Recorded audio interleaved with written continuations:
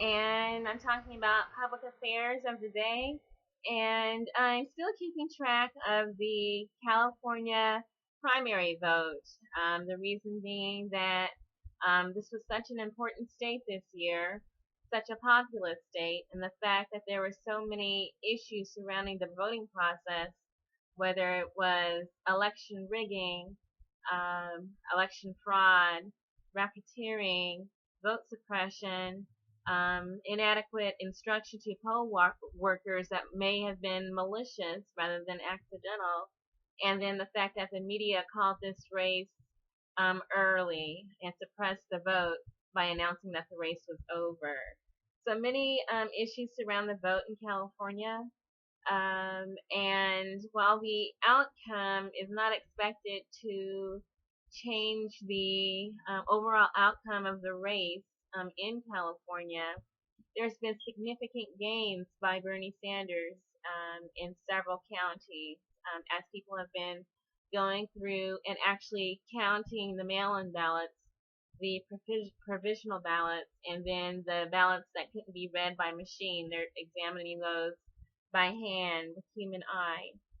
And when the vote counting for the mail-in ballots first started, 3 counties flipped for Bernie Sanders immediately. That was Glenn County, San Luis Obispo, and Santa Barbara. These were votes that were discovered left on the table, maybe even left on the ground. Wherever they had been left, the Associated Press disregarded them and called the race early for Hillary Clinton anyway. And according to a recent article in the Inquirer, the lead that Hillary Clinton had over Bernie Sanders is growing narrower as more ballots are being counted. And the overall count for California does not have to be turned into the Secretary of State, Alex Padilla, until July 7th. And then the Secretary of State will announce that tally on July 8th.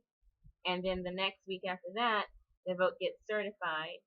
And there's actually an existing video on YouTube of Alex Padilla being subpoenaed because of his actions during the primary voting in California, as well as Michael Vu. And so lots of controversies occurring even while California attempts to finalize its vote by actually counting the ballots and then having those returns announced. And I've been to TRUSTVOTE as well, that website that has investigated many issues surrounding the vote this entire primary season, with their final investigation being the vote in California, where they documented many issues already, but they're just waiting for the vote to be certified before they move forward with Ohio racketeering charges. So this vote is pretty important, which is why I'm keeping track of it. As recently as last Saturday, El Dorado County flipped for Bernie Sanders. And so counties are flipping one by one for Bernie Sanders. And I'll go through some numbers. When the race was called, Hillary Clinton received 9,000. Oh wait, let me check those numbers again. At the time that the race for California was called in El Dorado County, Hillary Clinton received 10,367 votes, while Sanders received 9,497 votes. And so technically, when the race was called, Hillary Clinton was declared the winner. Now that the votes were actually counted, all of them, the vote tally has flipped. Instead of 9,497, Sanders' vote tally has grown to 12,620, while Hillary Clinton's tally is 12,492. So the final vote tally is in Bernie Sanders' favor by about a little bit less than 300 votes. So Bernie Sanders actually won El Dorado County, and it's been happening county by county.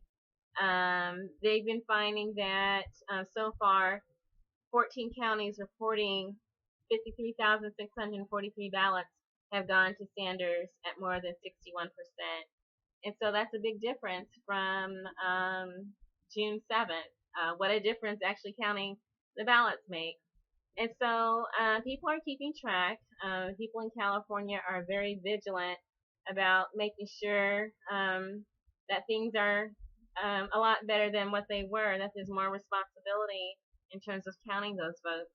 And they're trying to make sure that Bernie Sanders gets every delegate to take to the Democrat National Convention that he's entitled to and that he's actually won. And so it's just one example of many examples in the United States this primary season where a lot of wrong has occurred and that possibly Hillary Clinton was called the winner of a race that she actually did not win. And so that's a problem. As soon as as soon as California finishes its vote tally, and people are very vigilant about watching everything that is done during the counting of those ballots. As soon as California finishes, those results are going to be analyzed and compared to citizen exit polls, since the media canceled their exit polls. And then that investigation is going to be added to the lawsuit, and then the lawsuit's going to be filed. And we may discover that Bernie Sanders actually did win this entire primary race, and that he, and not Hillary Clinton, is the Democrat Party nominee. Stay tuned.